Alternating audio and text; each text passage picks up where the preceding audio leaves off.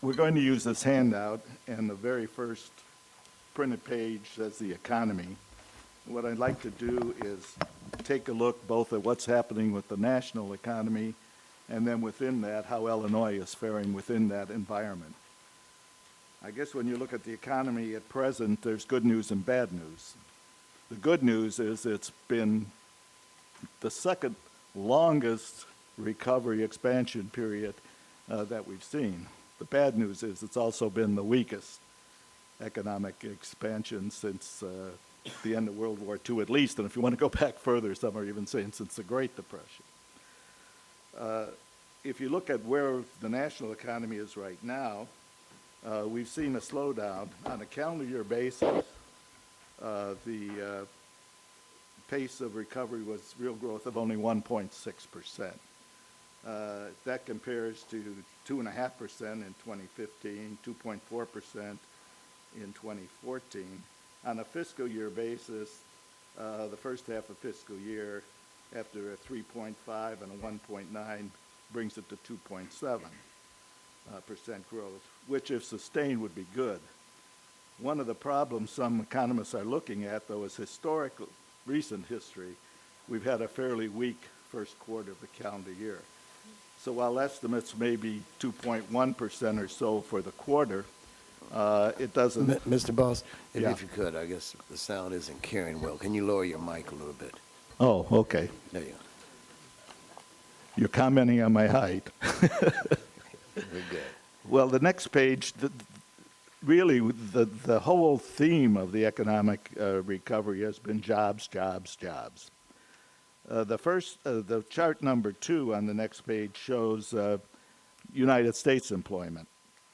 And you can see since the recovery, usually employment lags a little in a recovery period.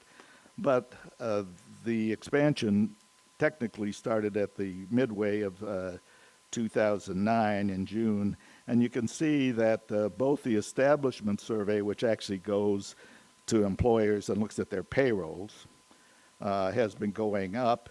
And in fact, within 5 years, the national employment figures had recouped all the jobs lost during the last recession.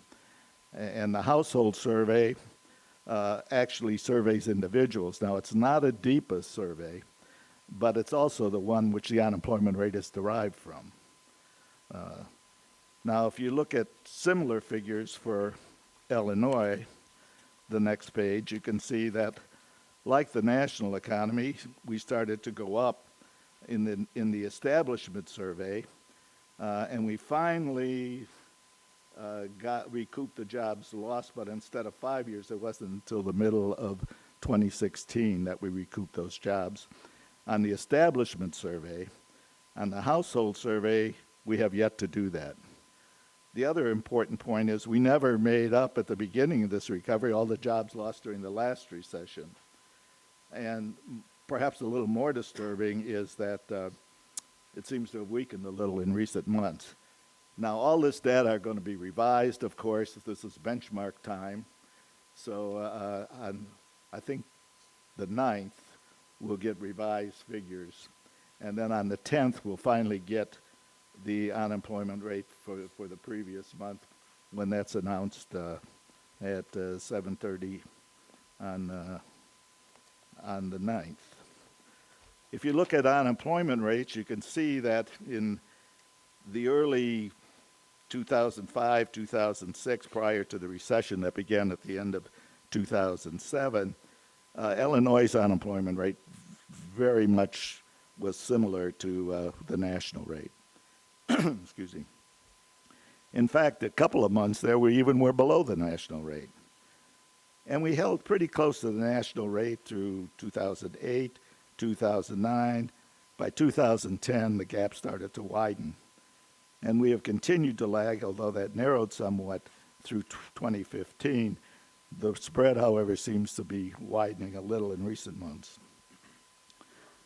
The next chart shows comparative unemployment rates.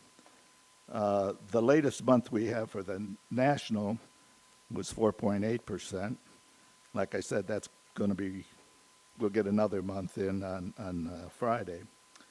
The Illinois rate is almost a full percent higher, whereas the Midwest and the U.S. are about the same. So we're uh, beginning to show a weakening, continuing to show a weakening pattern with both the Midwest and the national race. Part of the reason, of course, that the Midwest has done so well, a lot of it had to do with in that category are all the oil drilling, fracking, et cetera, which pushed a lot of those unemployment rates very low. That sort of simmered down a little bit, so now they're even with the national instead of being well below.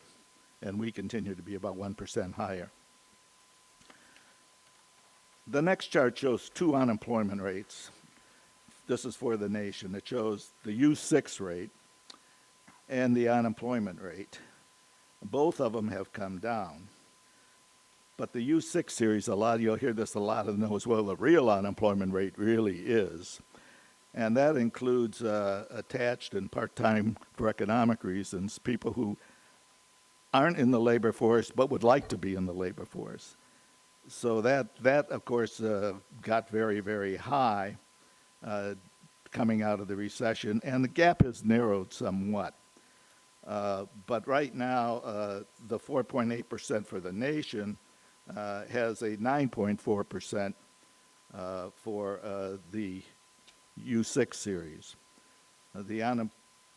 For Illinois, the latest figure I've seen is instead of 5.7 would be 11%. One of the problems with these series is that when you look at the payroll numbers, which are the best, doesn't include agriculture, and therefore the household survey is always a little higher, is when you look at the payroll employment numbers, more and more people have been working two jobs instead of one because of the cutoff. So to some extent, they're double counted. You're employed here, and the payroll documents show two jobs when there really may be only one, if they had their, higher salary in the one job. Part of the disappointing numbers have been in the manufacturing sector. The consumers held up fairly well, particularly in recent months. The next chart is the Purchasing Managers Index, which is for manufacturing. Basically, to read this chart, the 50% mark is the dividing point. If it's below 50% index, that sector is actually contracting. Whereas if it's above 50, it's expanding. And if you look, the index actually contracted at the national number from November 2015 to February of last year. Recently, it's come up a little. Chicago, you shouldn't really compare these exactly, but they tend to move in the same direction. Chicago for a long time was pretty much zero. Not expanding, not contracting. Now, we did have a great reading in the last week, but again, you can see how volatile that is. But nevertheless, it does show that maybe this long period of slowness in the manufacturing may be beginning to turn around. However, not necessarily for Illinois. If you look at national or Illinois manufacturing employment, we, like the nation, started to do well from 2010 to 2015, and then we flattened out. And in recent months, we've seen a downward trend. So some of the jobs that had been created in the early part of this economic expansion are now being taken away. So that the level now is what is it here? At the end of 2016, the level of manufacturing jobs had fallen back to the level it was in the fall of 2010. So some of the jobs created early are now being dissipated. Another factor that had been weak is on chart 9, which is Illinois exports. Now, Illinois remains the 5th largest exporter in the United States, and you can see the long downward trend from 2013 through the most recent number here. Now, a lot of that you can blame on the strong dollar. As modest as our economic growth has been, other countries have been worse. So the dollar's gotten stronger and we become less competitive. And so therefore you've had that downward trend. There is some hope with Europe and China and so forth, at least showing some glimmer of more expansion, that maybe we can level out here for a while instead of continuing this downward trend. We're often asked, what about agricultural? Well, agricultural products itself represents about 4% of our total exports. So it isn't that great a factor.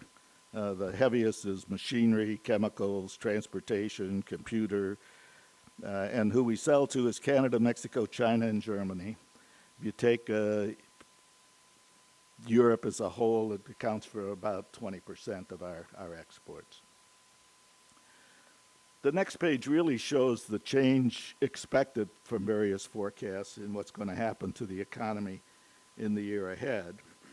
The solid black line is actually what they call the baseline, and that's gives a 65% certainty. A more optimistic plan has only a 15% chance of going on, and a pessimistic has a 20% chance.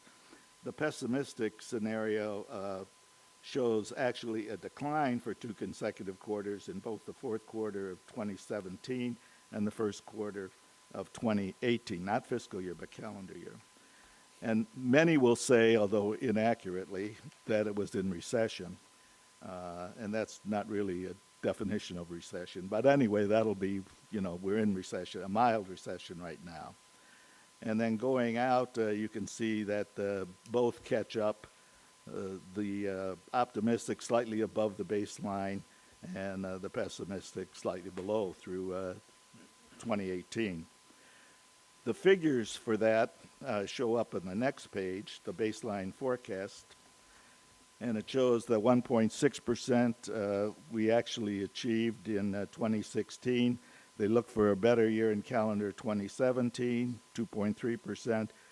2018, a little better, 2.7, and then going out to 2019, which I don't have much to go on, but they're saying a little softening.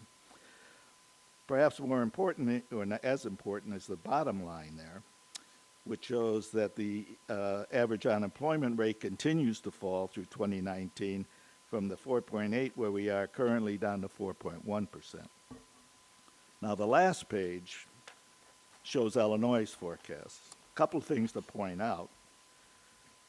Number one is it shows that, and then really the gross state product and the gross domestic product aren't really totally synonymous, but they give you an idea of the trend.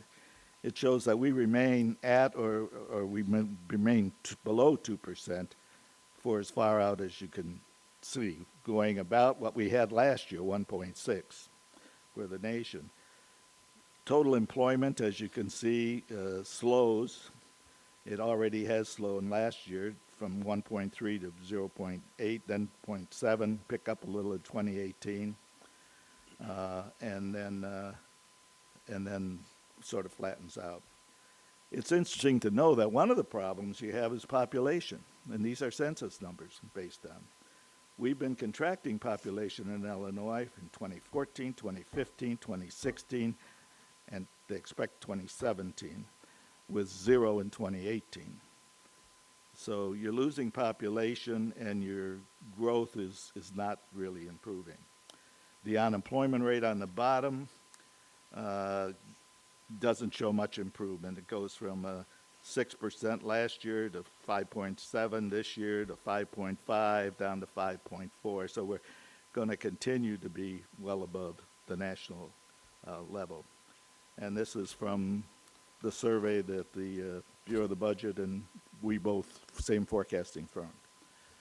So that's the picture we see, slow growth for the nation, some improvement, but not much, and Illinois with the shrinking population base continuing to do worse. Thank you very much. Thank you.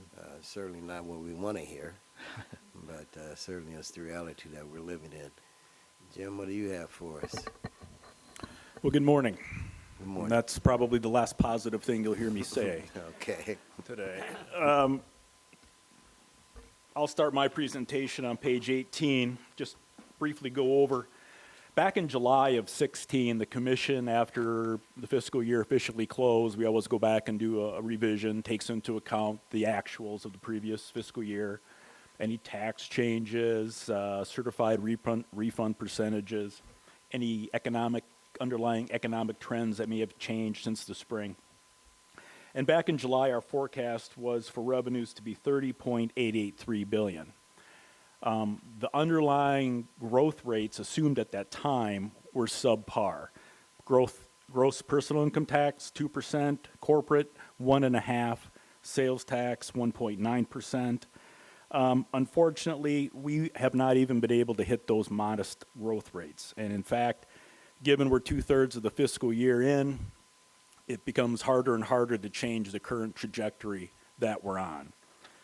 On page 19, you kind of see a visual there on a month-over-month basis, how we fared, and clearly, with very few exceptions, we've actually fallen short of the same period of last year. Now, there are some timing elements involved in this, so not all of it is explained by true economic weakness. There are some other contributing factors, but by and large, you can clearly see the weakness this fiscal year's revenues have had. Page 20 just shows you in more detail the numbers that comprise that.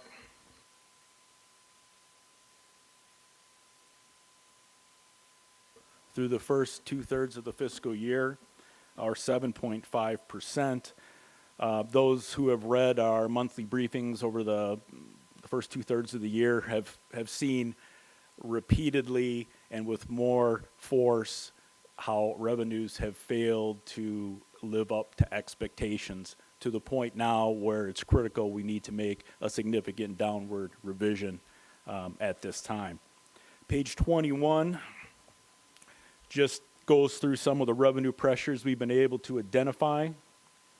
Our forecast of the big three, personal, corporate, sales tax, are being revised down $657 million net. That's comprised of $213 net on the personal side and $444 on the corporate side. Now, complicating this is the fact that about a year ago, the Department of Revenue changed their accounting system, their ledger system, and that has caused significant disruption in the historical receipt patterns that have developed over the decades. Part of that change has approximately $380 million of corporate income taxes now being counted in personal income tax via the pass-through withholding receipt code. So part of the reason why corporate has done so poorly is because that money now finds its way into personal income tax. So that kind of explains corporate to a certain degree. Unfortunately, you would think that personal would be doing better as a result. So clearly there is some underlying weakness there. Some of it still is bleed over from the lower tax rate going into effect January of 15. The consumer, slow to react to that, contributed higher estimated payments. Their withholding tables weren't adjusted. That was part of the fiscal year 16 weakness in final payments. We do think there'll be some positive effects of that in fiscal year 17, but nothing to the extent that precludes us from reducing that forecast at this time. And I'll get into a little bit more of that in a minute. The smaller subcategories, not that much change. All other sources up $74 million. That's really just a function of a one-time deposit of prior year SCRS overpayments, approximately $84 million. Transfers are coming in about as expected. Federal sources, you've probably seen in the monthly briefings how we continually fall further and further behind on federal sources. At this point, we're only going to decrease our estimate by $100 million. Just know that it's quite possible at the end of this fiscal year, federal sources could be many hundreds of million even below this revised estimate. Now, that would be more of a timing issue, those reimbursable spending and then federal source reimbursements would be pushed into the next fiscal year or even the next fiscal year. So as that liability comes in, it doesn't disappear, nor does the federal reimbursement. It's just that it may not fall within this fiscal year, and depending on where those Medicaid bills are paid, it may not be in general funds. They may be from the Provider Relief Fund or the assessment funds. But we will have to pay them, and we will get the reimbursement. It's just difficult to know with precision where and when it will occur. So with that, then, page 22 kind of racks up the various subcategories with a total reduction of $674 million in fiscal year 17. We have included, because GOMB has now included it in their tables, the revenues associated with the Fund for the Advancement of Education, as well as the Commitment to Human Services Fund. If those are included, the difference is a little bit steeper at $690 million.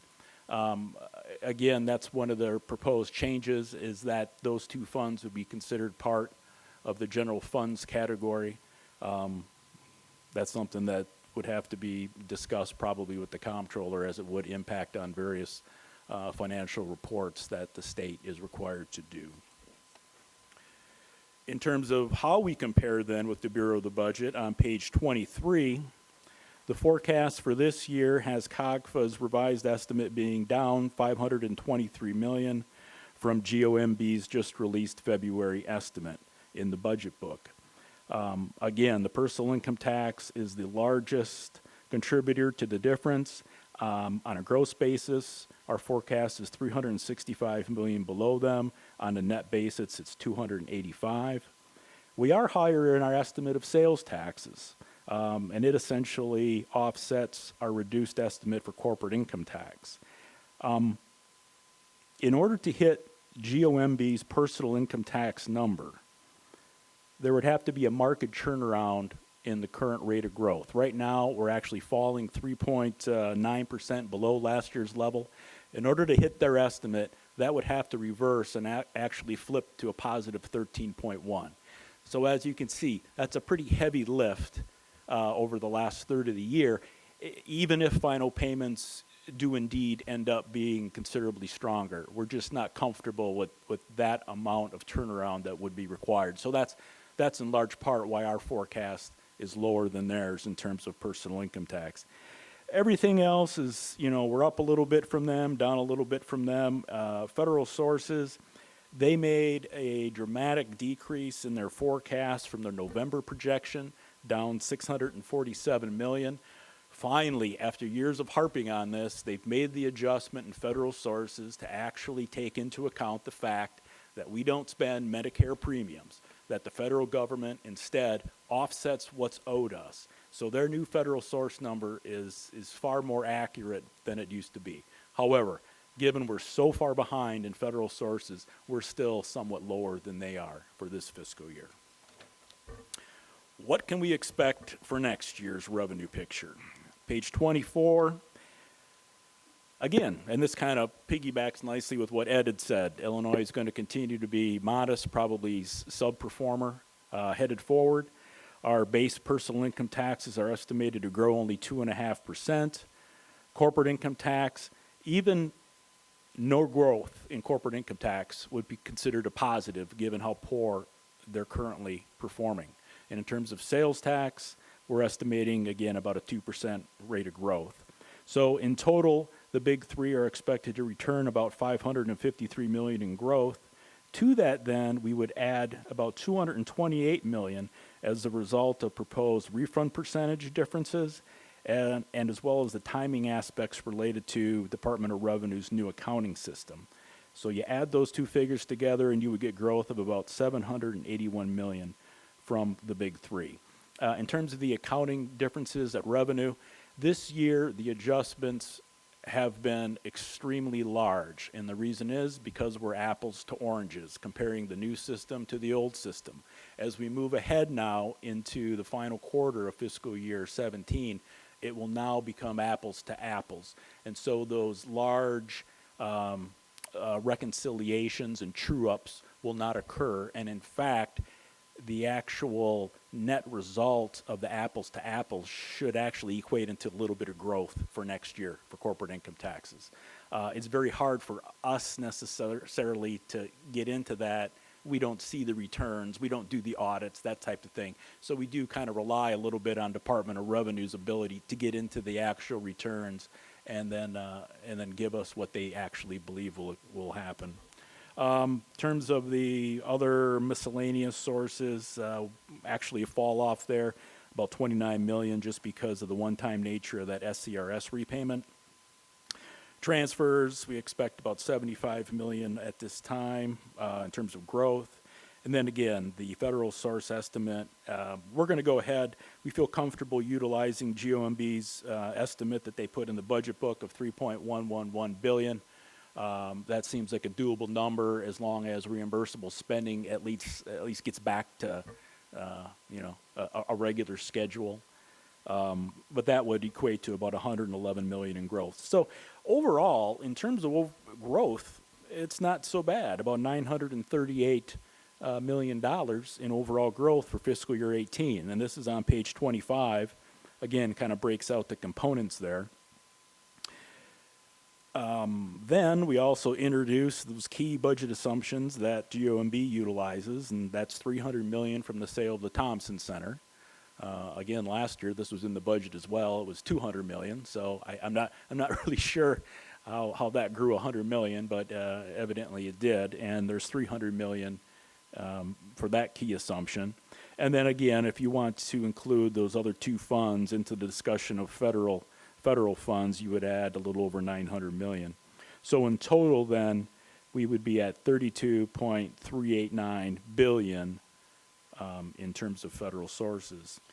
I think the rest of the narrative simply repeats what I just discussed, and I can go right to page 27, which would be the comparison between us and the Bureau for fiscal year 18. Things do tighten up a little bit for fiscal year 18 in terms of the differences, and we're only down 329 million from their forecast. The majority of that is in the big three, about $338 million less, although really it's a function of being lower in 17 rather than any big differences in the economic outlook. All other sources as well as transfers in basically wash out, and then again the federal source number is going to be the same, at least for now. Page 28 just shows a little higher level of detail, the differences. Again, personal income tax on a gross basis, we're lower by 405 million. I think that translates into a net of 339.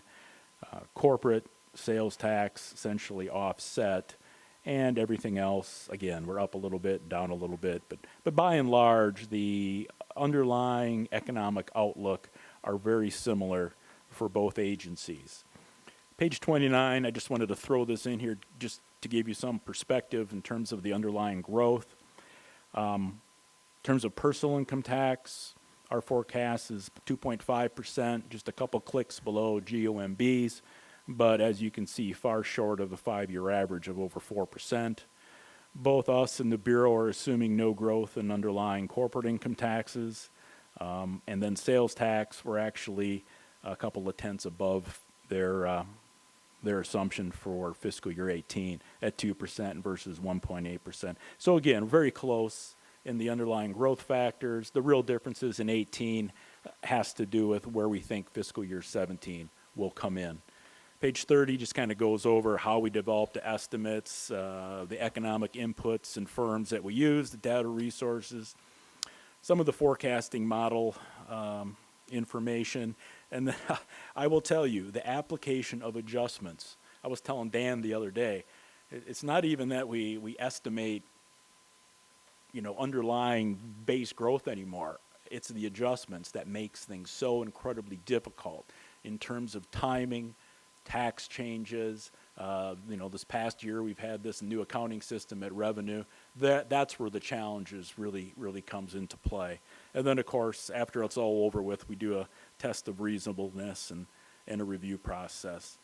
The remaining pages are essentially historical in nature, although 31, I think, is an interesting chart. It shows the value of the temporary income tax rate, what it was, what it is now, as well as the proportion that all of the other sources make up of the total revenue picture. We went from about $8 billion in increased income tax revenue due to the higher level of, the 4 years we had the higher rates. Now we're down to 3. So that $5 billion a year difference obviously has had a large impact on the state's budget. Where we head now going forward, obviously, is still anybody's guess, but clearly the performance thus far in fiscal year 17 dictates a needed adjustment, which is what we did here today. Thank you very much for that uplifting report. Questions for the members? Representative Neckwitz. Thank you, Mr. Chairman. Jim, I have two questions. So your overall revenue adjustment for FY17 is a decrease of about 690 million, 700 million, you said? 674, yep. Okay, so how do we get from the $1.4 billion we're down now to only 690? We are assuming there will be an improvement in final payments associated with personal income tax. And it'll be that significant? There certainly is a risk that it won't be. Okay. And also worrisome is federal sources. But again, in that instance, if we don't get it, that simply moves into a subsequent fiscal year. But yes, there still is a risk that we may not even be able to hit this revised estimate. But we think that some of the unexplained detachment that we're seeing now between underlying economic measures such as employment, wages, and the fact that we're seeing such weakness in, say, withholding, that missing link could indeed be stronger final payments. What happened was after the tax rate went back down, individuals as well as corporations were slow to adjust. And so we had higher estimated payments, higher withholding payments through much of fiscal year 16. Now, with another 12 months under their belts, individuals should have adjusted their estimated and withholding amounts back to where they were. In fact, the Department of Revenue indicates that it's very possible they over-adjusted those changes. And as a result, when they do file their finals, they will be considerably stronger. Again, we're not comfortable assuming the type of the rate of growth that they're assuming. Over 13% for the last quarter? Yeah, right. I mean, we're even less than half. We're less than half of that. But even that has with it its own risks. So once we get final payments in, obviously that'll tell a better story. Final payments represent about 23% of total income tax returns in that final 1/3 of the year. So Okay. it's really backloaded. So until you get those in there, it's really tough to know.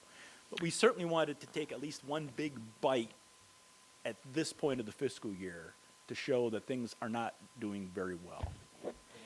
And Sure. You might get a hint when we get the benchmark figures for Illinois. The last time they did this, we found out because they go back 3 years or so, that the recession was really worse than was thought at the time. Maybe this time it'll show that the coming out is a little better. I mean, so in the next few days, we ought to get a better feeling as to these revised. And one other thing here too that gets to that adjustment paragraph in our model explanations. When we moved that withholding pass-through money from corporate to personal, that should have a significant positive impact on personal income tax during the final payment season coming up, and that's hundreds of millions. Okay. So I understand Ed's point about the timing of the, within the new benchmarks or whatever. What is the timing in which we know all this whole final payment stuff? Well, in the March and the April timeframe Okay, is so when. you'll know like by April 15th or by May 1st or something like Right, that? right. Once Okay. April is in the books. Okay. And that's been one of the frustrating things regarding this accounting change over at revenue. Before we had established historical receipt patterns, you could see by middle of the month where we were probably headed. Mm-hmm. That's all out the window. We literally don't know until the last day of the month what that monthly revenues are going to be, and it's quite frustrating. Okay. So then the one other question that I have is, as I look on one of Ed's charts on page 15, there's the growth for baseline forecasts for governments, and the state and local estimated for 18 is 1.5%, but your numbers are more optimistic than that. Do we have reason to think that Illinois will be, that there's something either wrong with that number, or that, that Illinois will be doing a little bit better? Am I understanding all that correctly? Yeah, unfortunately, I don't have the breakdown of. What, are you on chart 11? No, Chart 11, yes. She was on. Chart 11, on page 15. Yeah, that's for the nation, Right. and But we haven't been outshining the nation in terms of our growth for quite some time. So when I look at Jim's forecasts that are like 2.5% versus the 1.5% for the Well, nation, well, I get a these little are anxious. real 2009 dollars. They're not. They don't include inflation. So if you take nominal dollars, it would be higher. Ah, okay. Okay, very good. Thank you. Please add leaders, Staines, and Rose to the roll, and also Representative Burke to the rolls. And Representative Burke, you had a question? Yes, thanks. Jim, to the OMB assumptions that you focus on page 25, now I know these aren't your assumptions, but could you explain both of those, expound on both of those, that the In the- sale would have to happen and recognize revenue in FY18 for this 300 to be Right. counted? Yeah. In the governor's proposed budget, he includes $300 million in fiscal year 18 revenues associated with the sale and receipt of the proceeds from selling the Thompson Center. Okay. We can go back a year and I can tell you the same thing. Yeah, right. It was $200 million then. So again, I know that the speaker has a committee over in the House to look into this and how to facilitate that, but things do take time. Whether or not that would actually have to, a lot of things would have to take place before we could actually do it. Whether or not that revenue would fall into fiscal 18 or not, we simply don't know. But it is a key assumption in the governor's forecast. In terms of the other two funds, a fund for advancement of education and commitment to human services fund, again, those were created upon the they were created when we increased the income taxes, but didn't kick in until after those income taxes reverted down to a lower level. Money that otherwise would have gone into general revenue was instead diverted to these two funds, the purposes essentially by title of those funds. So it's easy to see why they would want to include that in the overall discussion of general funds. I'm not arguing that point, except that there would have to be some agreement with likely the comptroller as the chief financial officer of the state that those be included in the definition of general funds, as many of the state's reporting requirements would say, state general funds. Well, you have to have some agreement as to what is the state's general fund. So we just raise that as another key assumption that they use in their forecast. Mm-hmm. Any further questions from members? Leader Rose. Thank you. The federal funds assumption from 16 to your original 17 was up 435 million. and then now it's being revised back down 100 million, if I'm reading all this correctly. That's correct. What was the original 435? I read the sentence here on page 18, but I'm not sure I understand it. So refresh my recollection on what that 435, why that was originally estimated. It was essentially because fiscal year 16 was so incredibly low that we felt that Nowhere to go but up? certainly we were going to have to see some large gains there. Well, guess what? It doesn't appear that we are. But as I said before, to the extent we don't get that federal money in, it simply moves to the next fiscal year. Those bills, those Medicaid bills, continue to come in, and when we But you're, in reality, what you're saying now is it's actually up 335. right, Yeah. and I'll be honest, that is a heavy lift. I would not be at all surprised if at the close of this fiscal year, we were hundreds of millions short in federal sources. But just like last year, that pressure then would be pushed into subsequent fiscal years. Those bills don't go away. We're going to get that money at some point, whether it's in general funds or whether it's in the non-general funds. Those bills are here to stay, and we will get reimbursement for them. What was Gombe's revised number on that? Do you know off the top of your head? They revised down their number by over 600 million. They were at 4.1 or 4.2 billion. And again, they're They're still ahead of you, though. In the Yeah, they're still higher, and you know, if we're higher, then it's even harder to get to their number. I know what you were trying to say. Yeah. Okay, thanks. Thank you. Any further questions? Seeing none. Gentlemen, thank you very much for your report. I'm sure we're going to be talking to you throughout the year.